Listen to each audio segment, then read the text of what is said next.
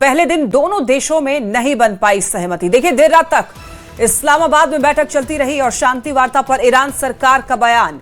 Iran ने कहा कि बातचीत के बाद तकनीकी पहलुओं पर चर्चा, मतभेदों के बावजूद भी बातचीत जारी रखेंगे। आज भी जारी रह सकती है यूएस और ईरान शांति वार्ता। इस वक्त की बड़ी खबर मैराथन बातचीत से जुड़ी हुई। 14 घंटे की मैराथन बातचीत यूएस ईरान के बीच। पहले दिन दोनों देशों में सहमति नहीं बन पाई। देर रात तक इस्लामाबाद में बैठक हुई है और कई ऐसे दोनों तरफ से बातचीत कई मुद्दों को लेकर के, लेकिन अभी खबर यही मिल रही है कि शांति वार्ता पर लंबी बातचीत के बाद भी सहमति नहीं बन पाई है। तकनीकी पहलुओं पर भी चर्चा हुई है। मतभेदों के बावजूद बातचीत हालांकि जारी रखेंगे और आज भी जारी रह सकती है यूएस ईरान शांति वार्ता। 14 घंटे की मैराथन बातचीत। पहले दिन दोनों देशों में सहमति नहीं बन पाई है। अब आगे देखना होगा इस बैठक के बाद, लंबी बातचीत के बाद क्या कुछ निकल कर आता है। जाहिर तौर पर इस वक्त जो युद्ध चल रहा है उसमें कहीं ना कहीं कई और भी देश हैं जो कि प्रभावित हो रहे हैं। आर्थिक संकट से कई और देशों को गुजरना पड़ सकता है। अमेरिकी उपराष्ट्रपति जेडी वेंस की प्रेस कॉन्फ्रेंस और उन्होंने कहा कि हम किसी समझौते तक नहीं पहुंचे हैं। ईरान के साथ बातचीत अच्छी चल रही है। ईरान ने हमारी शर्तें नहीं मानी। यूएस डेलीगेशन वापस जा रहा है। ईरान को हमने बेस्ट ऑफर दिया। तो अमेरिकी उपराष्ट्रपति का ये बयान और प्रेस कॉन्फ्रेंस के दौरान कहा कि हम किसी समझौते तक नहीं पहुंचे, यानी कि जो बातचीत हुई है वो बहुत सकारात्मक इसे नहीं कही जा सकती है। हालांकि इससे अच्छा जरूर वेंस ने बताया है।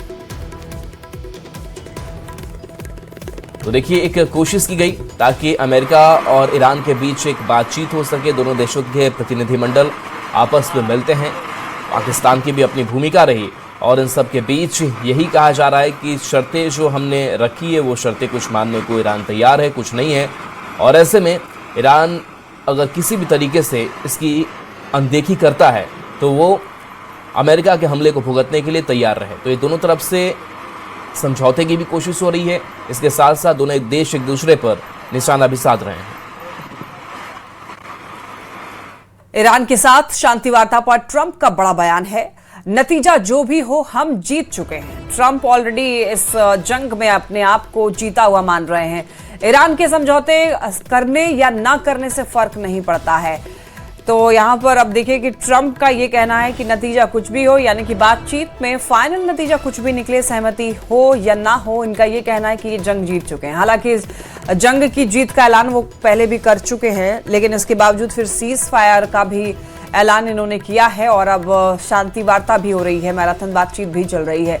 लेकिन इसी बीच अब ट्रंप ने एक बार फिर से ये बात दोहराई है कि नतीजा जो भी हो, हम लोग जंग जीत चुके हैं। हमें फर्क नहीं पड़ता है कि समझौते के बाद नतीजा क्या आता है, क्या नतीजा निकलता है, फाइनल डिस्कशन के बाद क्या दोनों की तरफ से सहमति होती है, लेकिन नतीजे जो भी हों हम जीत चुके हैं। ट्रंप का ये बयान है।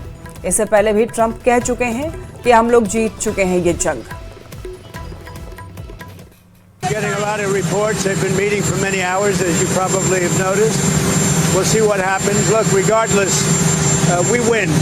Regardless what happens, we win. We've totally defeated that country.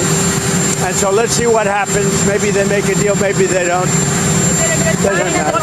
From the standpoint of America, we win.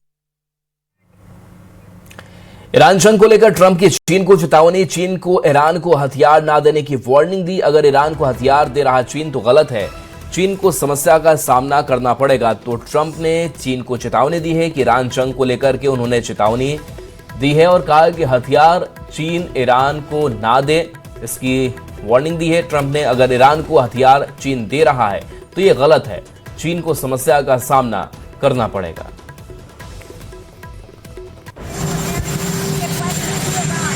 Well, if China does that, China's going to have big problems, okay?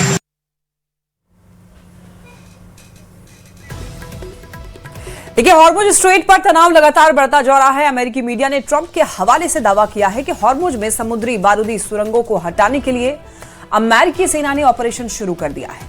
अमेरिकी मीडिया के मुताबिक Hormuz में mine clearance mission के लिए 2 अत्याधुनिक missile destroyer तैनात किए गए हैं और पानी के नीचे काम करने वाले ड्रोन पूरे इलाके की निगरानी कर रहे हैं।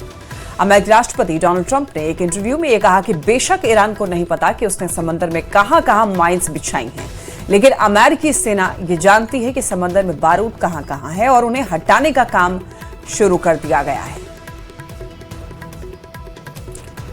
हॉर्मुज स्ट्रेट, जहां से तेल का कारोबार होता है और एक अहम समुद्री रास्ता है ये, इसको लेकर के टेंशन लगातार बनी हुई है। अमेरिकी मीडिया ने ट्रंप के हवाले से एक दावा किया है कि हॉर्मुज में समुद्री बारूदी सुरंगों को हटाने के लिए अमेरिकी सेना ने ऑपरेशन शुरू किया है। अमेरिकी मीडिया के मुताबिक हॉर्मुज में माइन क्लियरेंस मिशन के लिए 2 अत्याधुनिक मिसाइल डिस्ट्रॉयर तैनात किए गए हैं और पानी के नीचे काम करने वाले ड्रोन पूरे इलाके की निगरानी कर रहे हैं। और देखिए, डोनाल्ड ट्रंप ने एक इंटरव्यू में ये कहा है कि बेशक ईरान को ये नहीं पता है कि उसने समंदर में कहां-कहां माइंस बिछाई हैं, लेकिन अमेरिकी सेना ये जानती है कि समंदर में बारूद कहां-कहां है और उसे कैसे हटाया जाएगा। हटाने का काम भी शुरू कर दिया गया है। They have 28 water droppers, mine droppers, they call them. All of them are sunk. They probably have a couple of mines in the water. We have mine sweepers out there. We're sweeping the strait. In addition to that, we're negotiating whether we make a deal or not. Makes no difference to me.